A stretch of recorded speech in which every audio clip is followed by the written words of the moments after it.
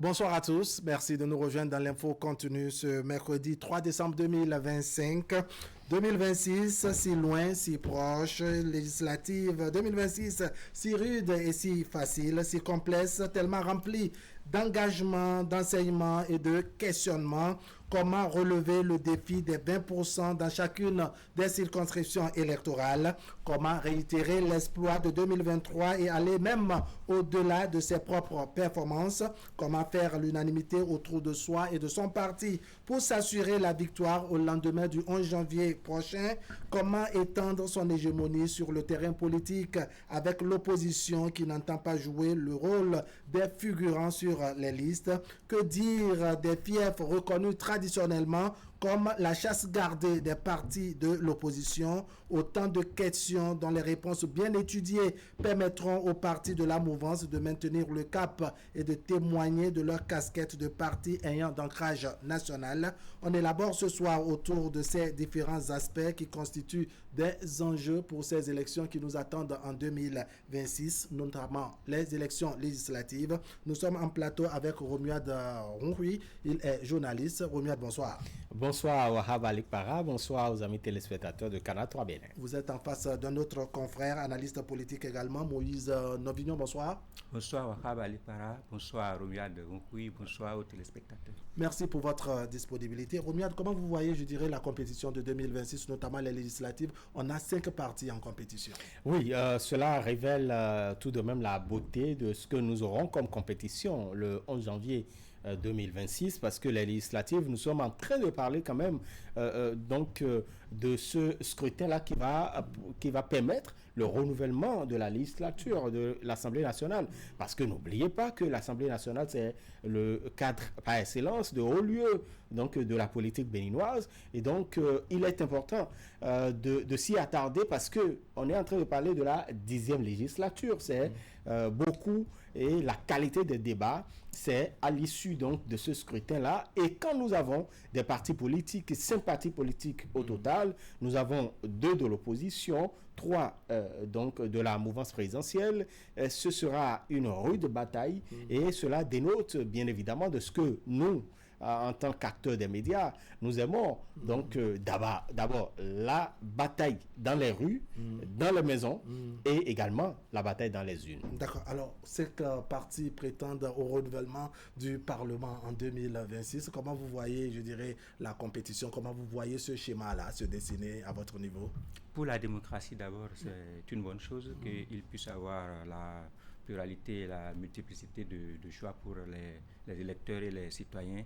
Et il faut également dire qu'en 2023, il n'y avait pas moins de partis politiques, bien évidemment. Et je pense qu'il y en avait en tout 7, si je ne me trompe pas, qui étaient déjà dans la course en 2023. Donc c'est dire que ça va toujours être relevé parce que ce n'était pas très aisé pour les partis politiques en 2023, surtout par rapport à ce que prévoyait la loi électorale. Il fallait avoir 10% par exemple sur l'ensemble du territoire national pour prétendre au partage de sièges. Et donc cette fois-ci, les dispositions ont été revues et c'est d'ailleurs un peu plus corsé à en croire ce que les différents partis politiques ont essayé de dire dès que cette loi avait été révisée.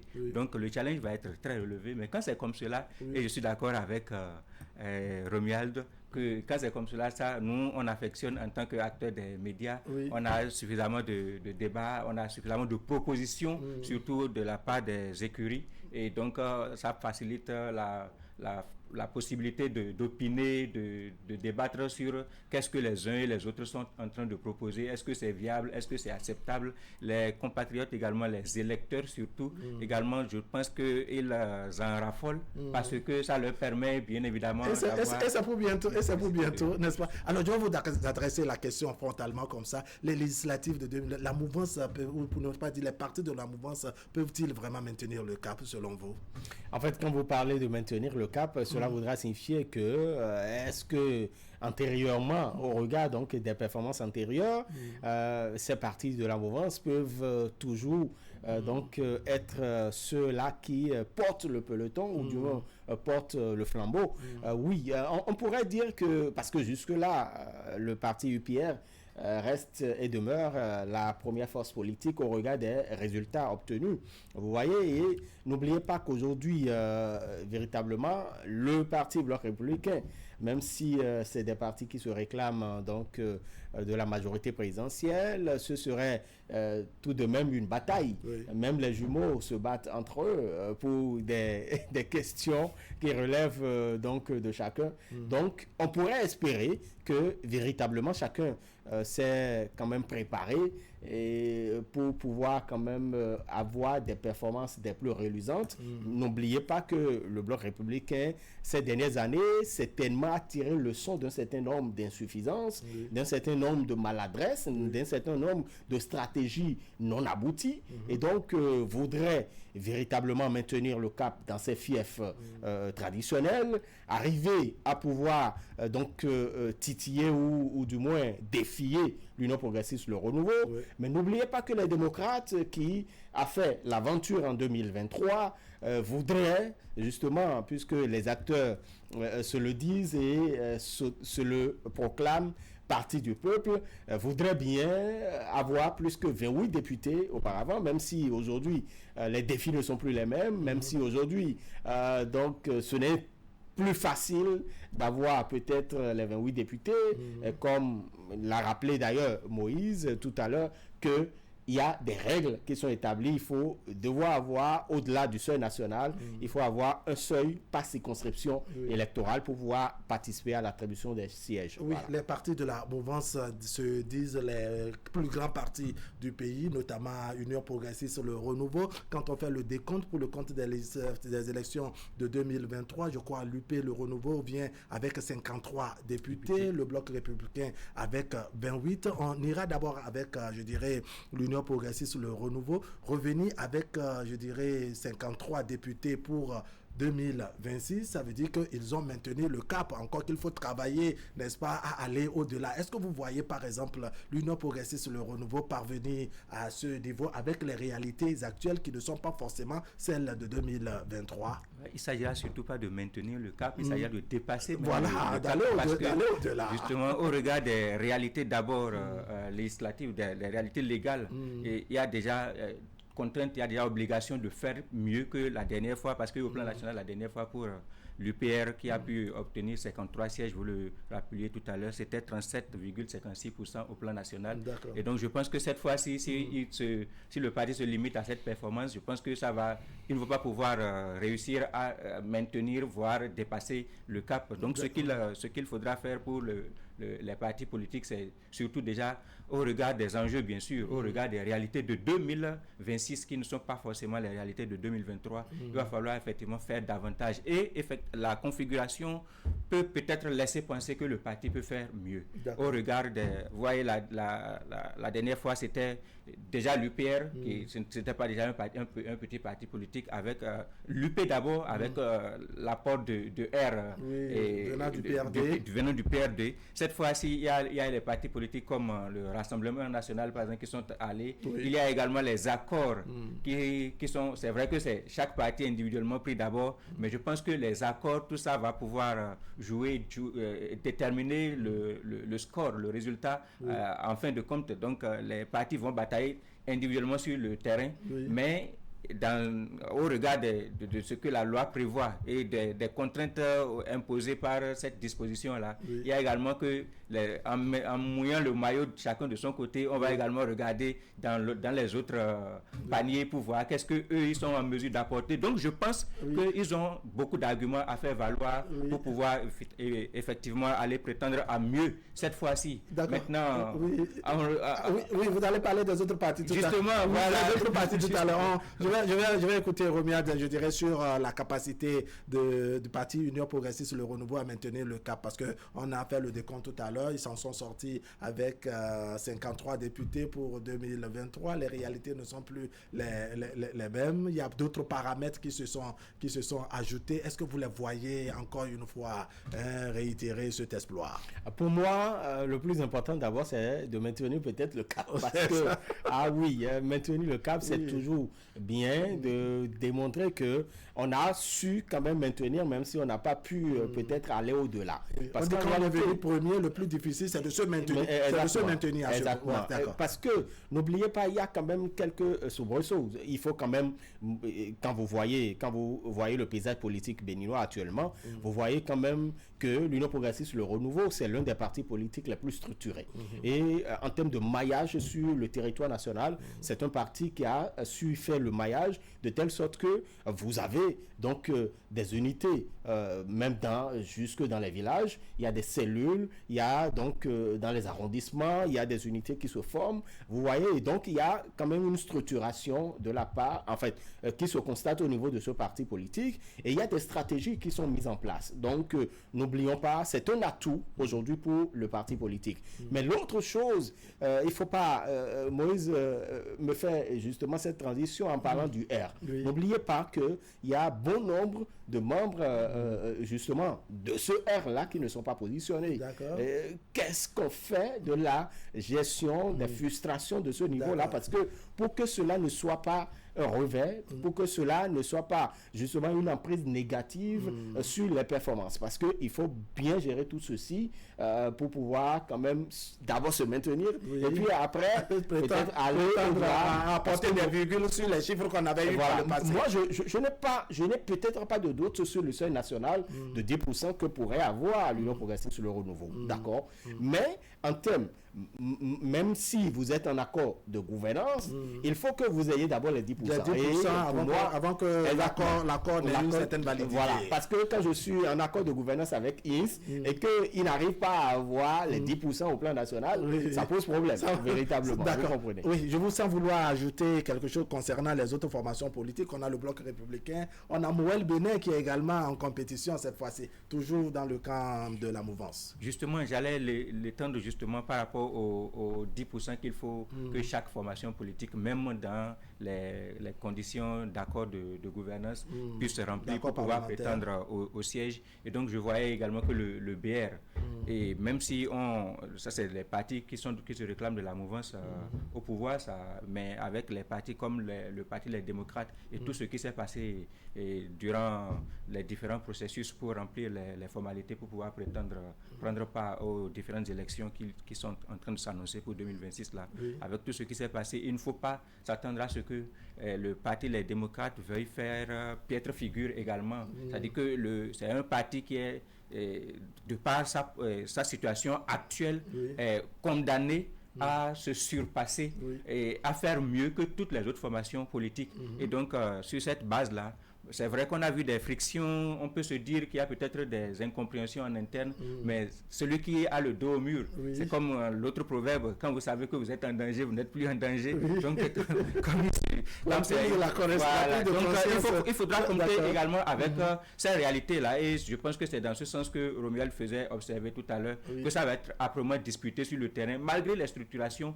À l'heure actuelle, on pense que toutes les formations politiques, sauf bien sûr quelques 2 ou 3 on a senti qu'il y a des frictions, etc.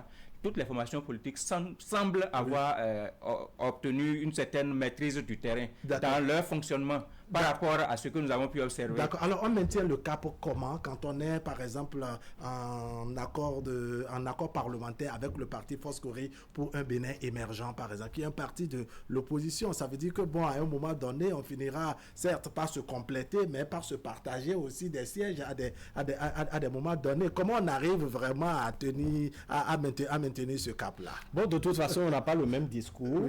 Nous n'avons pas le même discours et nous n'avons pas la même offre politique.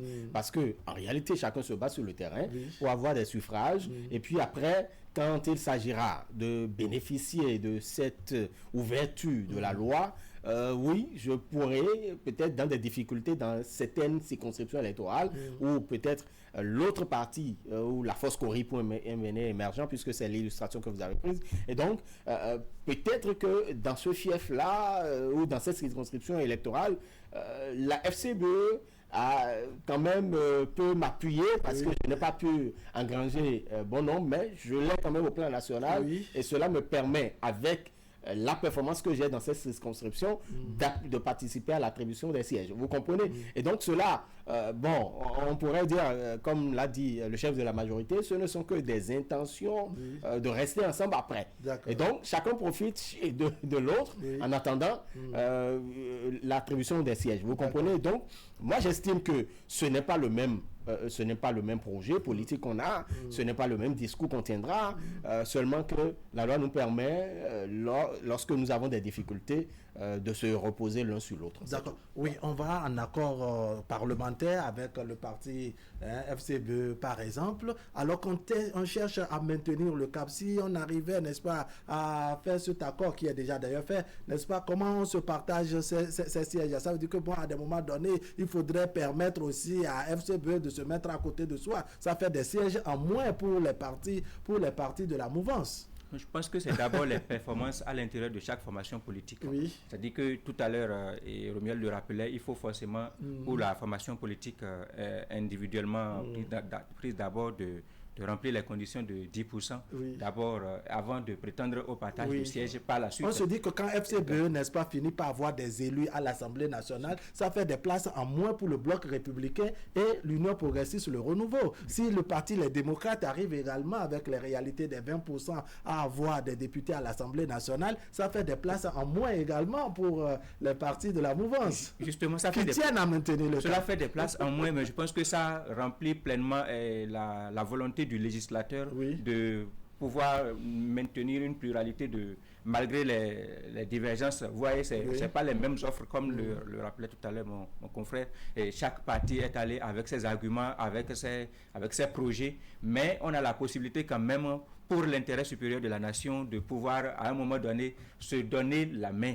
Parce que je pense que c'est de ça qu'il s'agit. Et donc le législateur s'est dit que malgré les divergences au niveau des idées parfois, on a la possibilité à un moment donné, quand je me retrouve en difficulté, de dire ce sont quand même des frères. Donc il faut quand même que je puisse leur céder peut-être une place ici pour qu'ils puissent être dans la balance, pour qu'ils puissent apporter ce qu'ils ont défendu sur le terrain tout le temps, pour qu'ils puissent être au Parlement et qu'ils puissent avoir la possibilité de continuer par prétendre réclamer ou défendre leur posture. Vous voyez le jeu se passer de cette façon. Bon, je suis en difficulté, j'essaie de me pencher un peu pour permettre à l'autre de se positionner. Est-ce que vous voyez vraiment le jeu se passer de la manière dont le décrit Moïse? En réalité, par exemple, dans la 24e circonscription électorale, peut-être je suis en difficulté, mais grâce à l'accord de gouvernance, je participe à l'attribution des sièges.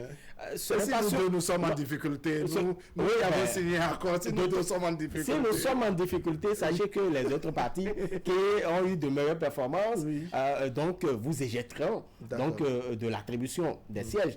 Vous voyez, donc si peut-être j'ai des sièges dans telle circonscription électorale, cela ne prouve pas que j'aurai encore d'autres sièges dans telle autre. De toute façon, les 5 se partageront les 109 députés. Parce qu'il n'y aura pas plus que ça.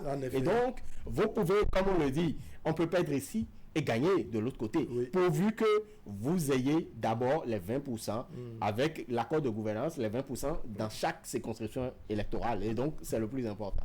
On a Moël Bénin qui est également un parti de la mouvance qui cherche à se frayer le chemin du Parlement et qui est donc en compétition, et qui est donc en lice pour 2026. Comment vous voyez la bataille se dérouler? FCBE, démocrate sur la liste, Moël Bénin également qui doit essayer, n'est-ce pas, de se trouver une place dedans. Comment vous voyez ça? Je pense qu'il y a foncièrement 3 partis politiques qui vont avoir vraisemblablement les mêmes offres en termes d'arguments, en termes d'idées, parce que c'est des partis qui se réclament de la mouvance présidentielle et la mouvance présidentielle. Bon, globalement, si on veut résumer la tendance, c'est la continuité pour ce que nous sommes en train d'écouter, d'entendre ça et là depuis un certain temps. Donc je pense que les offres seront en conséquence de cette réalité de continuité-là. Et il y a 2 autres formations politiques qui peut-être vont proposer un tout petit peu, je ne veux pas dire la rupture, ou bien alors la rupture de la rupture, je ne sais pas s'il faut le dire ainsi. Et donc, ça ne va pas être profondément compliqué en termes d'offres.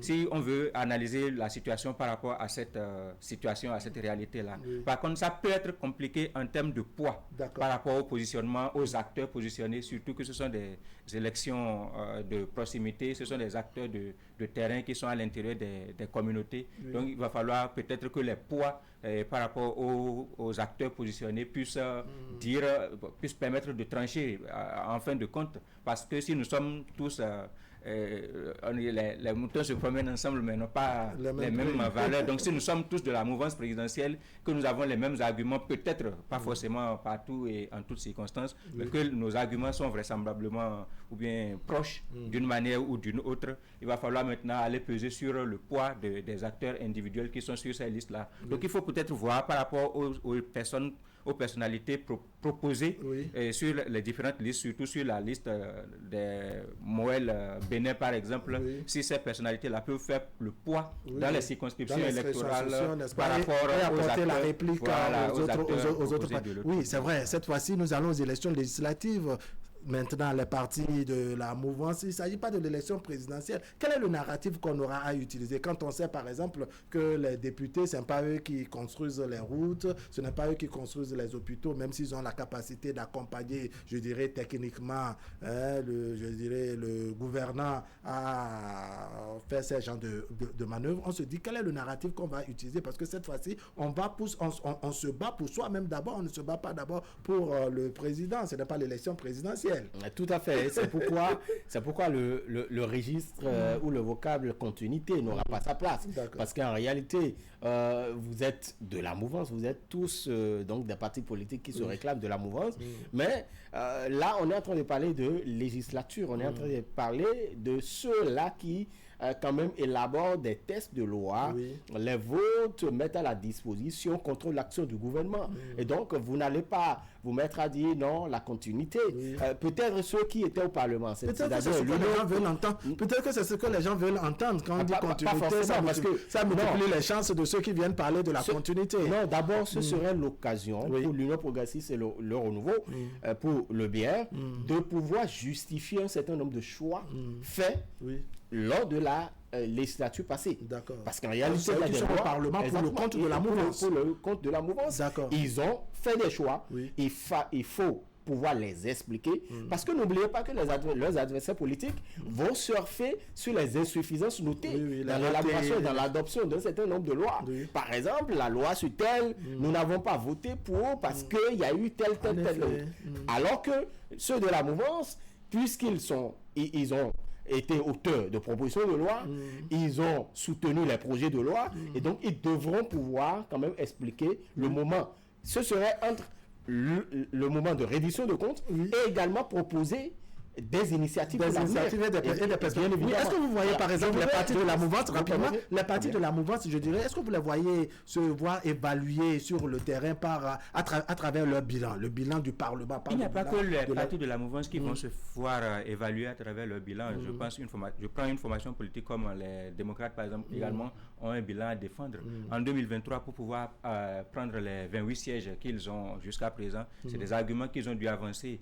S'ils n'ont pas voté pour telle loi, s'ils n'ont pas adopté telle posture, mais par rapport aux arguments qu'ils avaient avancés, nous allons pouvoir faire telle chose quand vous allez... Est-ce qu'ils ont pu les faire? Est-ce qu'ils ont pu les faire? Voilà, donc je pense que il y a à la fois du côté de la mouvance comme du côté de l'opposition, il y a des redditions de comptes à faire, tout à fait, mais effectivement, il y a également... La mouvance qui est, je dirais, majoritaire au Parlement se voit un peu chicoter ou sanctionner dans les urnes à travers certaines de ces lois ou bien à travers certaines de ces actions. Ce n'est pas impossible.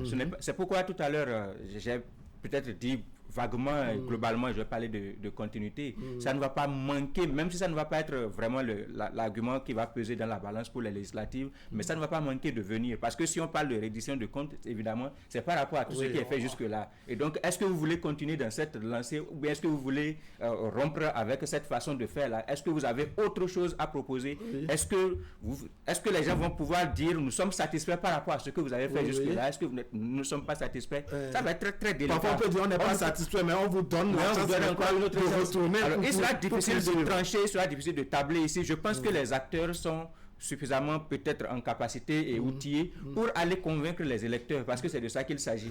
Si ce n'est que de nous individuellement ici qu'il faut convaincre, on peut peut-être refaire le débat autrement, mais là il faut aller convaincre la grande masse. Il faut aller leur dire, nous avons opéré tel choix pour telle raison. Cette fois-ci, nous avons l'intention d'ajuster par rapport à tout ce que nous avons pu entendre, par rapport à toutes vos observations, ou bien par rapport même aux réalités, pas seulement aux réalités internes, pas seulement aux réalités propres au Bénin, mais aux réalités propres à la sous-région, au continent, à l'international. Voilà, nous avons l'intention peut-être de dépasser ce que nous avons pu faire.